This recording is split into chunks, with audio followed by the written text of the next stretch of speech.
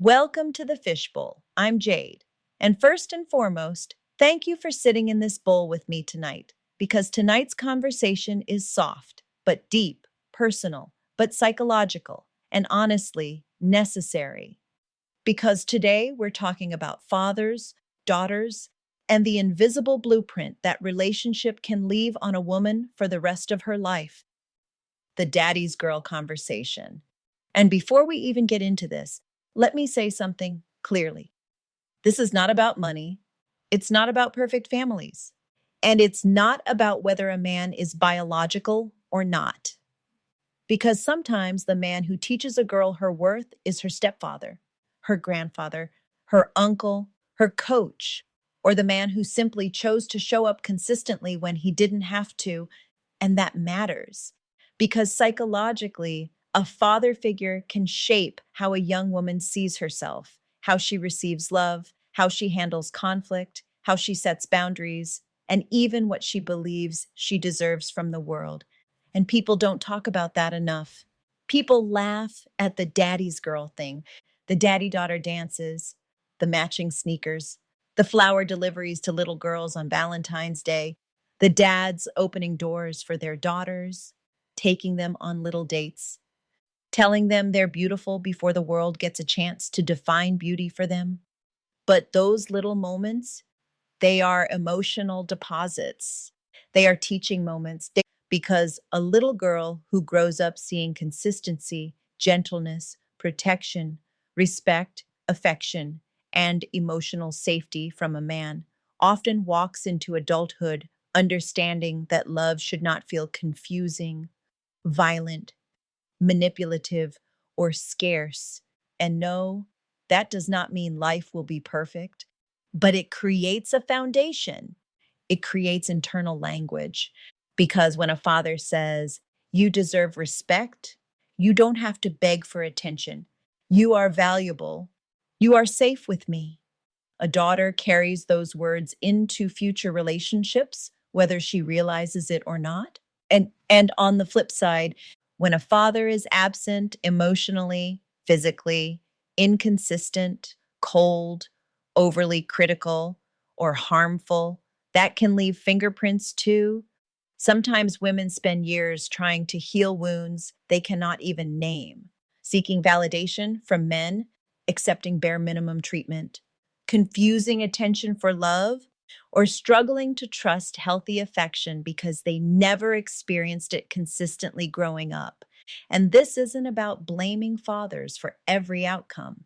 It's about acknowledging influence because psychologically, fathers often become a daughter's first interaction with masculine energy, her first example of what protection looks like, what accountability looks like, what emotional presence looks like.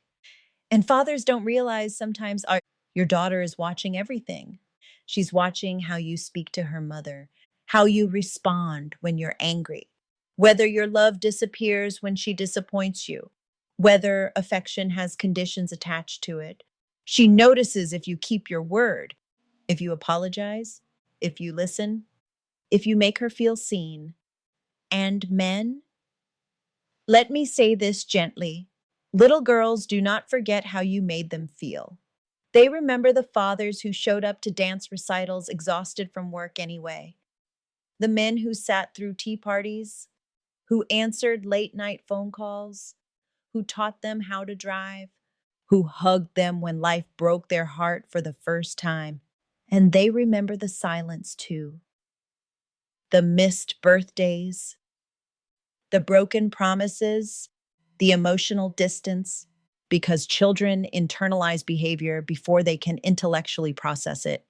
And sometimes adulthood becomes the unpacking of childhood.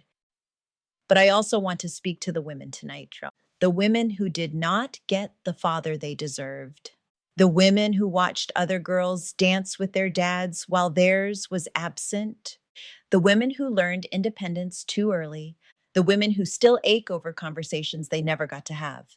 Your story is still worthy. And a father wound does not make you unlovable. It may mean healing has to happen intentionally. It may mean learning healthy love later in life. but it does not mean you are doomed. And to the fathers listening, never underestimate what small acts of love can do. Opening the car door for your daughter, bringing her flowers, listening to her opinions, teaching her emotional safety, encouraging her intelligence, affirming her worth outside of beauty. Those things matter because one day she will enter the world. And the way she allows people to treat her may very well connect back to what was normalized at home. And honestly, the world needs more emotionally present fathers, not just providers, not just disciplinarians, but emotionally available men. Because daughters raised with love often become women who don't settle for emotional starvation. And that changes generations. So tonight, maybe this episode makes some people reflect. Maybe some fathers call their daughters. Maybe some daughters begin healing. Maybe some men realize that loving a little girl well can literally impact how she navigates life. And maybe, just maybe, we stop treating fatherhood like it only matters financially, because emotionally, psychologically, spiritually, it matters deeply. Thank you for sitting in the bowl with me tonight. This has been the Fishbowl with Jade. And remember, the way people love us early in life can echo for years, but healing can echo too. Thank you for sitting in the bowl with me now. Let's decompress and rise to the surface. The Fishbowl with Jade can be listened to on Spotify, YouTube, iHeart, Apple Podcast, and Amazon Music.